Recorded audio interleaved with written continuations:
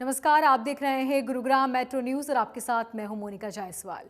पूरे विश्व में एक बार फिर से कोरोना की तीसरी लहर यानी कि कोरोना के नए वेरिएंट को लेकर डर के साए में लोग जी रहे हैं। देश में भी ओमिक्रॉन से प्रभावित देशों को लेकर नई गाइडलाइंस और तैयारियां की जा रही है। तो वहीं गुरुग्राम जिला प्रशासन भी इस नए खतरे को लेकर अलर्ट मोड पर है। गुरुग्राम जिला उपायुक्त के मुताबिक ओमिक्रॉन से निपटने के लिए सभी पुख्ता इंतजाम जिले में किए गए। इसके अलावा सभी सरकारी और प्राइवेट अस्पतालों को भी हर वक्त तैयार रहने के निर्देश दिए। इसके लिए भी बिल्कुल अलग अलग टीमें बना के इसको और सघन अभियान चलाया जाएगा। जैसा कि मैंने आपको बताया, सरकार की ओर से भी बड़े स्पष्ट निर्देश हैं कि इस आगामी वेरिएंट को देखते हुए जो भी कोविड प्रोटोकॉल्स है उनको रीइंफोर्स किया जाए। तो इसको लेके प्रशासन पूर्ण रूप से सतर्क है और विशेष टीमें बना के इसका अभियान चलाया जाएगा। वैसे तो इस चीज़ की संभावना कम ही लगती है कि सेकेंड वेव जैसी कोई भी स्थिति बनेगी, परंतु हर प्रकार की स्थिति से निपटने के लिए हम तैयार हैं। जैसे कि मैंने आपको कहा, लगभग हमारे पास 6 या 7 पीएसए प्लांट्स तो ऐसे हैं जहाँ से डायरेक्टली सिलेंडर्स भी भरे जा सकते हैं और उनकी कैपेसिटी कुल मिला के लगभग 1500-1700 सिलेंडर की तो ऐसी है। विश्व के लगभग 22 देशों में ओमिक्रॉन कोरोना वायरस फैल चुका है, जिसके बाद औद्योगिक क्षेत्र मानेसर के उद्यमियों ने कोरोना वायरस से बचाव के लिए अपनी कमर कस ली। ओमिक्रॉन वायरस के लिए उद्योगों में सावधानी बरती जाएगी। उद्योग के कर्मचारियों को सावधानी बरतने के सख्त निर्देश दिए जाएंगे। बिना मास्क के कर्मचारियों को कंपनी में कार्य करने की इजाजत नहीं होगी। कंपनियों के गेट पर मास्क और सैनिटाइजर का इस्तेमाल भी किया जाएगा।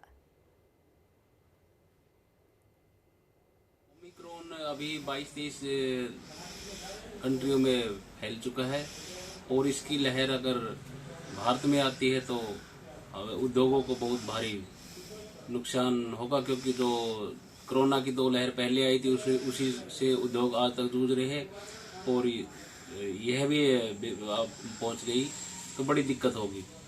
हम इससे बचाव के हर जो भी संभव प्रयास है वो प्रयास करेंगे और इसी में सरकार भी हमारा सहयोग करेगी। देखिए, अभी ओमिक्रॉन के बारे में हम सुन रहे हैं कि ग्लोबली वो 23 कंट्रीज में जा चुका है या अवेलेबिलिटी पाई गई है उसकी, बट इंडिया में भी ऐसा कोई केसेस तो नहीं पाए गए अभी। ठीक है, गवर्नमेंट भी प्रिकॉशंस ले रही है, बट इंडिया की पॉपुलेशन को वो किस तरह।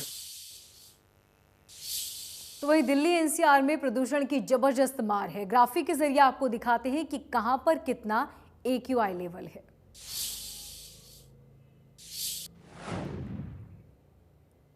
तो दिल्ली एनसीआर में प्रदूषण की जबरदस्त मार देखने को मिल रही है।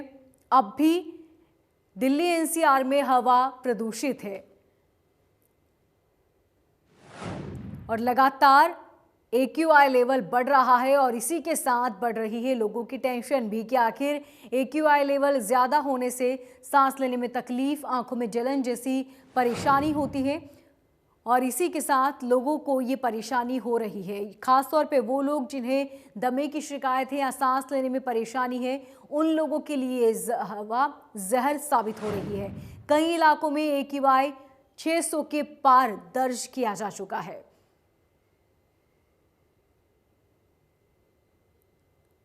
तो सावधान, बाहर हवा जहरीली है। नोएडा में PM10 का AQI 604 दर्ज हुआ है। इसके साथ ही कई इलाके जहां पर AQI लगातार बढ़ता जा रहा है, यानी कि एयर क्वालिटी इंडेक्स लगातार बढ़ रहा है। गुरुग्राम में PM 2.5 409 दर्ज किया गया।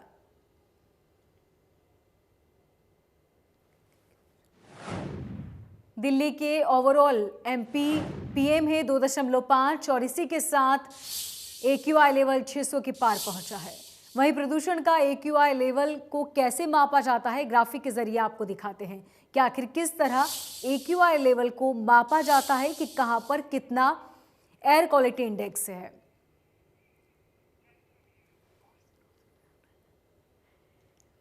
तो एयर क्वालिटी इंडेक्स किस तरह मापा जाता है वो हम आपको बता रहे हैं। हालांकि कई ऐसे इलाके जहां पर 300-400 पहुंच चुका है। AQI लेवल 0 और 50 के बीच अच्छा माना जाता है। 50 से ऊपर ये खराब श्रेणी में आता है। और 51 से 100 के बीच संतोषजनक होता है AQI, यानी कि 51 से 100 का यदि आंकड़ा है तो यानी कि हवा फिलहाल ठीक है, संतोषजनक है। लेकिन 101 और 200 के बीच होता है तो मध्यम है, यानी कि बहुत अच्छी भी नहीं लेकिन बहुत बुरी भी नहीं। और 201 से 300 के बीच यदि आता है तो ये खराब श्रेणी में होता है, यानी कि हवा अभी जहरीली है। और इसी के साथ 300 के पार यदि पहुंचता है तो वो श्रेणी बहुत खराब होती है। गुरुग्राम में प्रदूषण का AQI लेवल 370 तक पहुंच चुका है। गुरुग्राम में दिन में भी स्मॉग बना रहता है, लोगों को काफी दिक्कतों का सामना भी करना पड़ रहा है। 2 दिसंबर को नेशनल पोल्यूशन कंट्रोल डे के तौर पर मनाया जाता है। दरअसल भोपाल में गैस लीक त्रासदी के बाद से ही इस दिन को नेशनल पोल्यूशन कंट्रोल डे के तौर पर मनाया जाने लगा, यानी कि एक सबक कि किसी तरह से हमें अपने पर्यावरण को बचाना है, बेहतर करना है। लेकिन सबसे बड़ी विडंबना ये है कि देश की जो राजधानी क्षेत्र है वो हर साल प्रदूषण की इस मार से दो हाथ करती है। और आज की भी अगर स्थिति की बात करें, गुरुग्राम में AQI का जो स्तर है वो 450 के करीब पहुंच चुका है। पिछले कुछ दिनों में AQI का स्तर कुछ बेहतर ज़रूर हुआ था। उम्मीद जगी थी कि शायद इस जहरीली हवा से हमें राहत मिलेगी, लेकिन एक बार फिर दिसंबर का महीना शुरू हुआ और AQI का स्तर लगातार तेजी से बढ़ रहा है। तस्वीरों में भी देखें तो जो इमारतें दूर जो नज़र आ रही हैं वो कुछ जो पिछले 2-3 महीने पहले उन्हें अच्छे से देखा जा सकता था, लेकिन स्मॉग की चादर कुछ इस तरह से है आसमान में कि बड़ी बड़ी इमारतों को भी देख पाना मुश्किल है। यानी कि जो धुआं है वो आसमान में पूरी तरह से जो है वो बना हुआ है।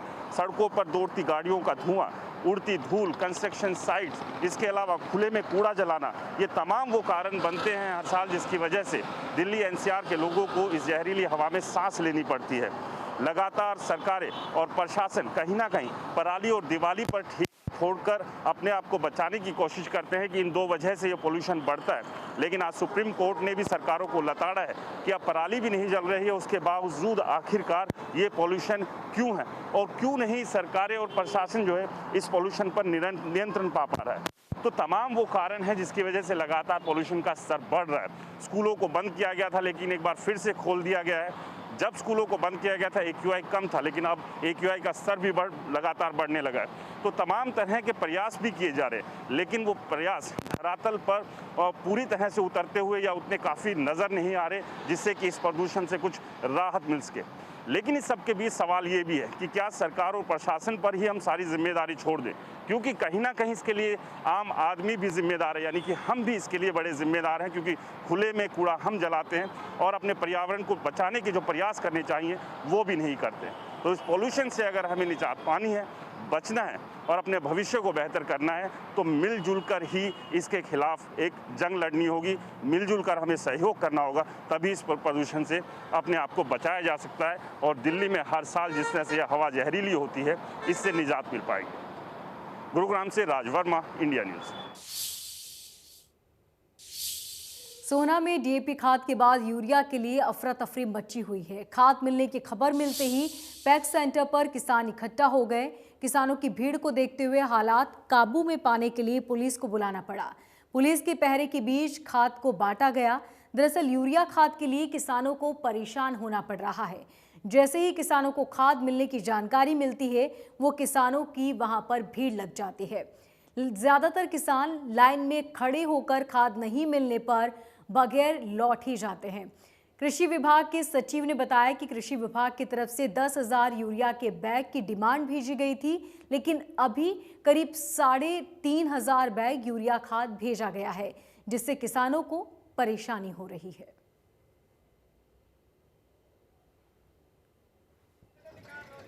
बच जाएगा, दे देंगे नौते। कब आए थे आप यहाँ पे? मैं 6 बजे यहाँ बैठे हो यहाँ। अच्छा, हाँ। अभी तक नहीं मिला? हाँ। DAP मिल गया था आपको समय से? मिले खाओ न तो मिलेंगे, खाते वाले तो मैं न मिले। अच्छा, न दिया हमें। तो कितने लोग ऐसे जिनको खाद नहीं मिला है? ऐसे तो बहुत लोग हैं। रामपाल जी। कौन से गांव से आए? खरोदा से। मिल गया खाद आपको? नहीं मिला।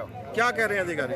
ये कह रहे हैं सोसाइटी वाले मिलेगा पहले, बाद में मिलेगा। तो सोसाइटी में आप नहीं हो?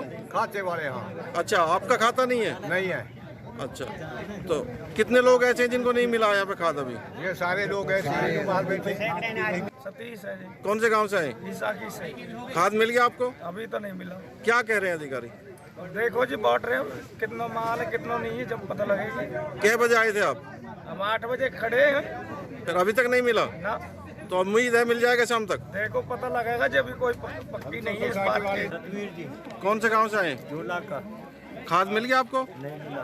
क्या कह रहे हैं? उन्हें गरीब बच्चे का तो दे दी नहीं मिला। अच्छा, कितनी देर हो गया? यहाँ पे कितनी भीड़ है? सुबह 8 बजे का है।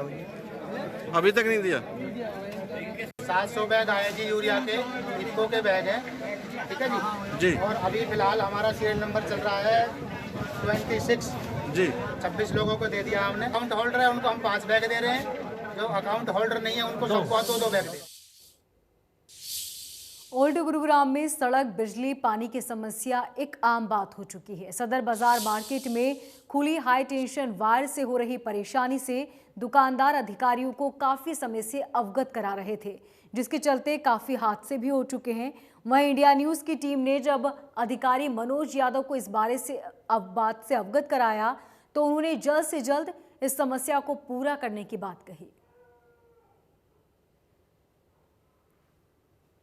शॉर्ट सर्किट में जो भी वाकया शॉर्ट सर्किट के द्वारा बिल्डिंग में आग लगने का होता है वो इंटरनल वायरिंग में डिफेक्ट की वजह से होता है। हमारी जो वायरिंग है वो मीटर तक ख़त्म हो जाती है और इंटरनल वायरिंग में आग लगना उसकी अपने अंदरूनी डिफेक्ट होता है, उसका इंडिविजुअल कंज्यूमर ने ध्यान रखना चाहिए। और आजकल बहुत ही अच्छे सेंसिटिव ELCB वगैरह इक्विपमेंट आए हुए हैं, वो सब उनका इस्तेमाल करें। दूसरा, बाहर ओवरहेड वायरिंग का सवाल है, तो ओवरहेड सिस्टम हमारा लगभग गुड़गांव में आज के दिन एग्जिस्ट करता है। हम इतना बड़ा इंफ्रास्ट्रक्चर है, इतनी ह्यूज अमाउंट इन्वॉल्व है इसमें, करोड़ हजारों करोड़ रुपए की लागत का काम है ये, तो हम इसको वन गो में नहीं कर सकते। फिर भी हमने इसको फेज मैनर में चलाया हुआ है। लगभग गुरुग्राम मेट्रो न्यूज में फिलहाल इतना ही। दीजिए इजाजत और देखते रहिए इंडिया न्यूज हरियाणा।